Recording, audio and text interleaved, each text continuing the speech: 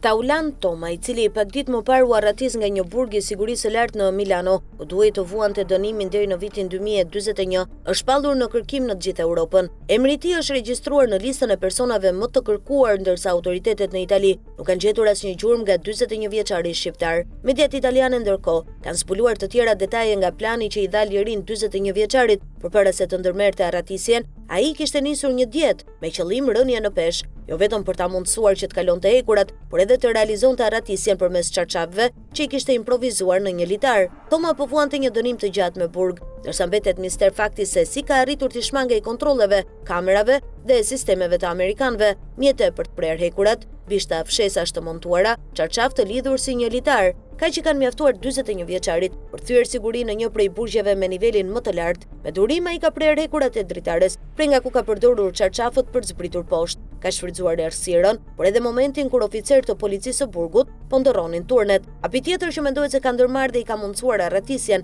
përtej rrethimit ishte përdorimi i bishtave të fshesave të lidhura me shirit ngjitës. Ato transformohen në një lloj shkopi teleskopik me një grep në fund që përdoret për të ngjecur në murin perimetral me harp dhe për të ngjitur mbi të.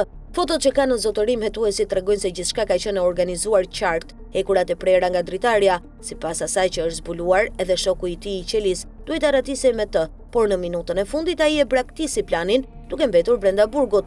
Pavarësisht sigurisë së shtuar dhe njoftimit të burgosurit si arratisur me rrezik të lartë, Toma arriti të largohej pa u dhënë menjëherë alarmi. Sa duket arratisja u bë duke përfituar nga një kombinim faktorësh të favorshëm, errësira herët në mëngjes, ndryshimet e turneve të stafit dhe pikat e verbra të mundshme në sistemin e kontrollit të perimetrit. Hetuesit nuk e përjashtojnë mundësinë që 41 vjeçari të ketë patur mbështetje nga jashtë. Dyshohet se të paktën një personi ka dhënë mbështetje logjistike, përfshirë një makinë, rroba të pastra, dokumente të falsifikuara. Pasi kaloi rrethimin, dyshimet janë se Toma i është drejtuar me shpejtësi zonave të brendshme të Milanos, duke synuar të largojë sa më shpejt të ishte e mundur nga zona ku ndodhet burgu. Aktualisht, prefektura ka aktivizuar një plan të gjerë kërkimi, pika kontrolli, siguritë të shtuar në stacionet e trenave, aeroportet dhe pikat e pagesës në autostrada, si dhe patrullime në të gjithë zonën. Policia po kontrollon kamerat e sigurisë dhe sistemet publike dhe private të mbikëqyrjes me video për të rindërtuar lëvizjet e të arratisurit në dritaren e errët pas arratisjes së tij. Arratisja nga opera është vetëm e fundit në një seri të gjatë arratisjesh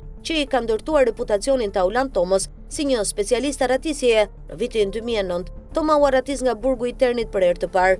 Vona i u gjet, u arrestua dhe u kthye në qelinë e tij. Më 2 shkurt 2013, ai u arratis nga burgu i Parmos së bashku me një bashkëdhetar, Valentin Frokaj. Ky i fundit u vra më vonë nga një argjendar gjatë një grabitjeje, një episod që shënoi një nga kapitujt më dramatik në karrierën e tyre kriminale. Pas 40 ditësh kërkimesh në Itali dhe jashtë saj, prokuroria e Parmos u informua se Toma ishte arrestuar në Belgjik, ku pret ekstradimin, por Toma arriti të zhdukej përsëri, vetëm për t'u kapur përsëri në vitin 2015. Një rekord që e vendos atë ndër të burgosurit më problematik në sistemin evropian të burgjeve, aq sa niveli i saj rritet sa herë që ai transformohet nga një institucion në një tjetër. Sot, 41 vjeçari kërkohet në të gjithë Italinë me një nivel shumë të lartë gatishmërie. Hetuesit kanë frikë se ai mund të largohet shpejt nga vendi, duke shfrytzuar kontaktet e vjetra kriminale jashtë vendit dhe një rrjet mbështetësish që e ka përdorur tashmë në arratisjet e mëparshme. Rreziku i vërtetë është që Toma të ribashkohet me grupe të organizuara të angazhuara në grabitje, trafik droge ose sulme ndaj objektivave të ndjeshëm. Zbatimi i ligjit po bashkëpunon me Europolin dhe autoritetet në disa vende të BE-s, duke patur parasysh edhe të kaluarën e tij në Belgjik. Qëllimi është të parandalohet që arratisja e tij nga opera të shndërrohet në një tjetër arratisje afatgjatë dhe mbi të gjitha, të parandalohet riorganizimi i magjistarit arratisjes nga burgu brenda rrjeteve kriminale transnacionale.